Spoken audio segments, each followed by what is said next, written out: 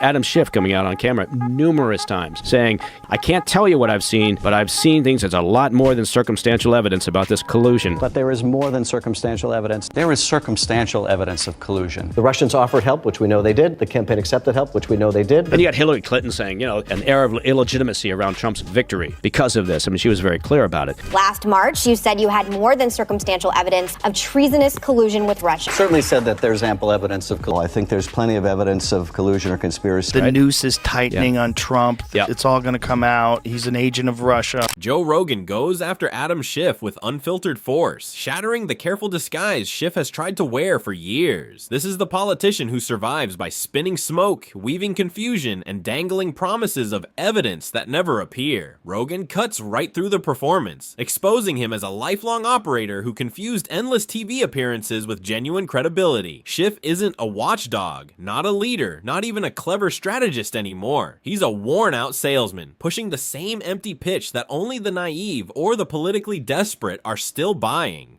They called him a Russian asset. Listen, Adam Schiff, he was the chairman of the House Intelligence Committee. Adam Schiff knew. He never saw any evidence that Trump was in collusion with the Russians, or that the Russians were interfering in American elections, or that there may have been evidence of that, but there was no evidence that Russia and Trump were in collusion. And he kept saying it. He kept saying it on every news outlet he could.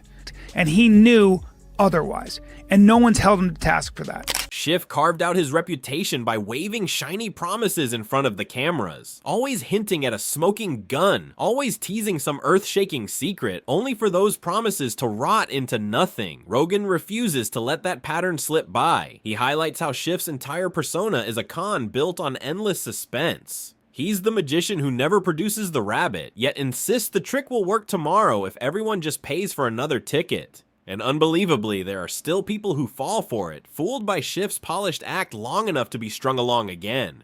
Have you ever seen that video? No. Pull that video up, because it's one of my favorite. That Mueller and congressional investigations also revealed that Don Jr. was informed that a Russian official was offering the Trump campaign, quote, very high level and sensitive information, unquote, that would be incriminating if Hillary Clinton was part of, quote, Russia and its government support of Mr. Trump. You aware of that? Sure, people get phone calls all the time from individuals who claim to have information like that. Really, the son of a presidential candidate gets calls all the time from before in government offering dirt on their opponent? Is that what you're saying? I don't think this is unique in your experience. If you're enjoying this video, don't forget to subscribe and tap the bell icon. The real problem for Schiff is that Rogan's audience doesn't put up with nonsense. These are people who refuse to blindly trust politicians, especially ones who speak in riddles and never show the proof. So when Rogan dismantles Schiff, he does it by exposing the weakness hiding beneath the polished surface. Schiff doesn't stand tall or fight for anyone. He hides behind committees, whispers through leaks, and trades real leadership for empty headlines. Rogan cuts through the illusion and names it for what it is: a parasitic career that survives on gullible voters and a media addicted to cliffhangers.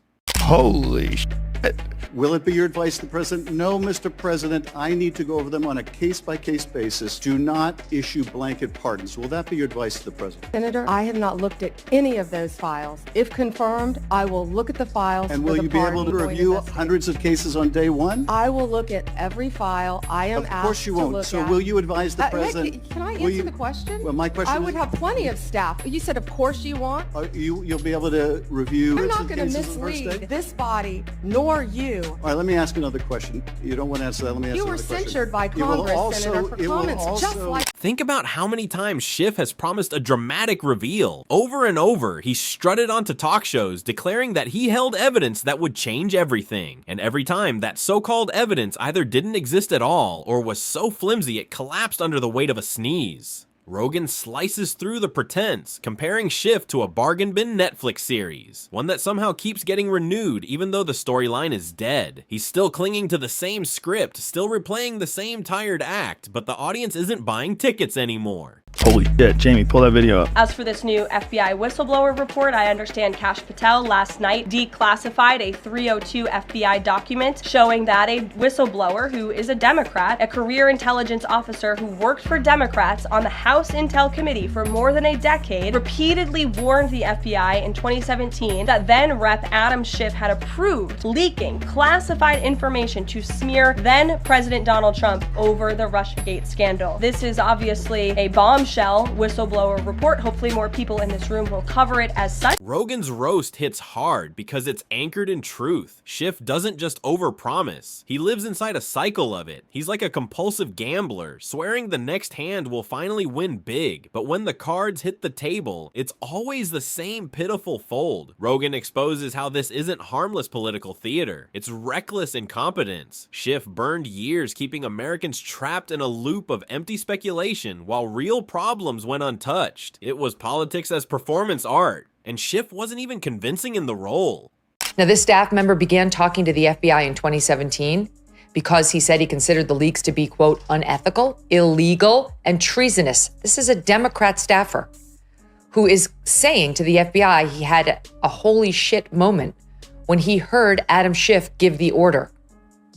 These documents that outline the FBI's interview, like the FBI doesn't tape its interviews. They go back and they report what they heard in their interviews. Then there's the sheer arrogance Schiff drags with him. He struts around as if his every word were gospel, as if his self-proclaimed integrity makes him untouchable. Rogan refuses to play along. He ridicules it, tearing down the illusion and exposing Schiff as far from the elder statesman he pretends to be. Instead, he's the loud kid in a group project, contributing the least, demanding the most credit, and still insisting his name goes first. Schiff's entire brand is posturing, not producing, and when Rogan digs into his record, the illusion gets even thinner. Schiff is like a puff of smoke, loud, shapeless, and impossible to hold. Rogan's roast drives the point home. This is a politician who built a career on noise, not results. The takedown cuts deepest when Rogan frames Schiff as the opposite of what Americans actually need. People are sick of the lies, sick of recycled promises, sick of politicians who act more like TV pundits than leaders. And Schiff is the perfect example of all of it.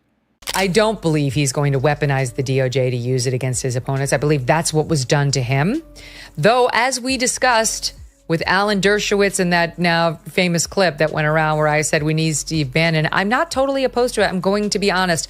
Who would cry a tear if Adam Schiff actually got some sort of hassle thrown his way by the DOJ, assuming, I'm sure he's done something.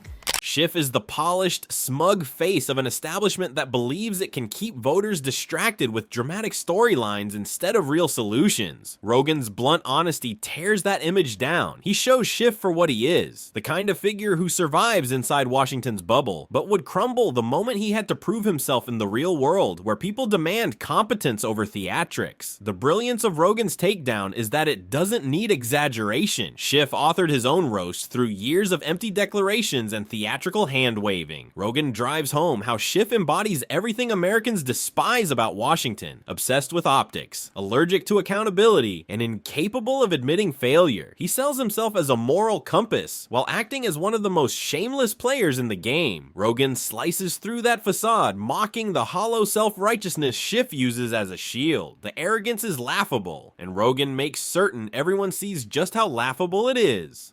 Schiff stated the group would leak classified information which was derogatory to the President of the United States, Donald J. Trump. Schiff stated the information would be used to indict President Trump. The whistleblower stated this would be illegal.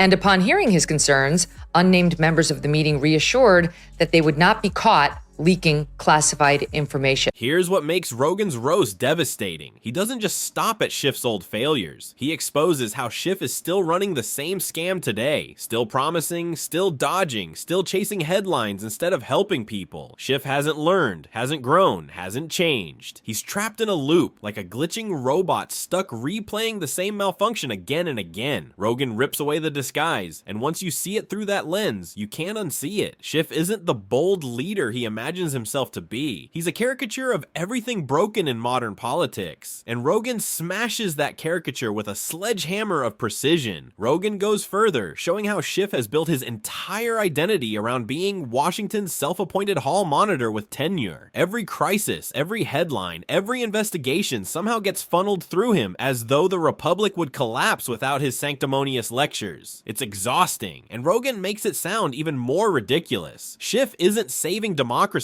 he's saving his seat in Congress by pretending he's indispensable. I'm going to shock the world right now and defend Adam Schiff. In response to the heat he's getting for the following clip. It is an existential threat, Senator, and also I have not seen it yet, but from what I've heard about former FBI Director Ray, someone in the audience behind comments on 60 Pam Minutes regarding China is videotaping Adam Schiff asleep. In our own country, infiltrating our water systems, our natural gas lines. I defend Adam Schiff because these confirmation hearings are boring. That's the brilliance of Rogan's roast. He strips Schiff's entire persona down to pure theater. Schiff feeds on drama the way fire feeds on oxygen. The second the cameras start rolling, he morphs into a solemn prophet of doom, warning about threats in the shadows. But pull back the curtain, and there's nothing there. Just recycled talking points and vague illusions. Rogan frames him as a horror movie director who keeps promising a jump scare that never arrives, leaving the audience irritated instead of afraid. And Rogan doesn't just expose Schiff's failures in leadership, he dismantles the whole act of pretending to be a master strategist. The so-called genius is really a string of blunders dressed up in endless press conferences. The more Schiff clings to the image of an all-seeing prophet of corruption, the more Rogan mocks the desperation bleeding through the act. This staffer was interviewed by FBI agents on several occasions and told those agents that then Congressman Adam Schiff was the one who approved the leaks to the media. That it was Adam Schiff who approved the leaks to the media. FBI Director Kash Patel has released new documents on how classified information was leaked to the media and weaponized against Donald Trump during his first term as president. Now, Rogan paints Schiff as a man so obsessed with branding himself the truth teller that he's forgotten one basic fact. Truth doesn't need a PR campaign. If you've got the facts, you show them. Schiff never does. Instead, he sells suspense like it's a Netflix series. The only problem? Unlike Netflix, voters can't cancel him halfway through. What makes the roast sting even more is how Rogan ties Schiff's arrogance to the larger disillusionment people feel with politics. Schiff is the classic politician who says one thing with his eyes fixed on the cameras, then does the opposite behind closed doors. The gap isn't subtle, it's blinding. Rogan calls him out as a man who mistakes moral posturing for actual results. Rogan also goes after Schiff's favorite trick, playing the victim. Every time someone challenges him, Schiff reframes it as an attack on democracy. Rogan ridicules this routine as the equivalent of a magician shouting, "Look over there," while fumbling the trick. Schiff's career has become one endless cycle of blaming critics for threatening freedom, as if doubting him personally equals betraying the Constitution. Rogan rips the self-importance out of that act and makes it look absurd. so what's happened over the past 24 hours is Kash Patel has leaked documents that he has found, FBI interviews of a whistleblower who has identified himself as a longtime Democratic staffer. It's not a Republican operative, a Democratic staffer who was working in Democratic offices at the time of the alleged leaking in 16-17. This staffer was interviewed by FBI agents on several occasions and told those agents that then Congressman Adam Schiff was the one who approved the leaks to the media. That it was Adam Schiff. Then there's Schiff's grand ambition, the Senate. Rogan drives home the point that Schiff isn't running for higher office to serve the people. He's running to upgrade his spotlight. What he craves is the bigger stage, the wider audience, the chance to turn his melodramatic monologues into primetime theater. Rogan skewers this ambition by likening it to an actor begging for a sequel after the first movie flopped. Schiff doesn't deserve a promotion. He deserves a retirement. What makes Rogan's destruction complete is the way he blends mockery mockery with undeniable truth. It's the kind of takedown that lingers, because once you see Schiff through Rogan's lens, you can't unsee it. That's where the sting of the roast lands with brutal precision. Rogan exposes Schiff as the perfect example of a politician who has confused persistence with real credibility. President Biden pardoned Adam Schiff at the end of his term. But unlike the one he gave to Hunter, it was a limited pardon. It was. And it only spoke to J6 and his work on the January 6th Select Committee. So it would not immunize him from any of the claims you and I are discussing right now, right? That's correct. At least according to the legal experts I've talked to, he's only immunized for what he did related from January 6th forward of 2021. For years, Schiff has acted as though repeating a shaky narrative again and again could somehow harden it into fact. He seems convinced that if he keeps shouting the same lines long enough, people will eventually stop asking whether any of it was ever real. Rogan tears that illusion apart, showing how repetition without substance doesn't create authority, it only creates noise. And what has Schiff earned from all of it? Nothing more than a political footnote, the kind people skim past while flipping through a list of scandals. In the end, his brand of politics isn't built on courage, clarity, or leadership. It's built on clinging desperately to relevance. No matter how absurd the performance becomes, Rogan leaves him exactly where he belongs. A cautionary tale of political overreach.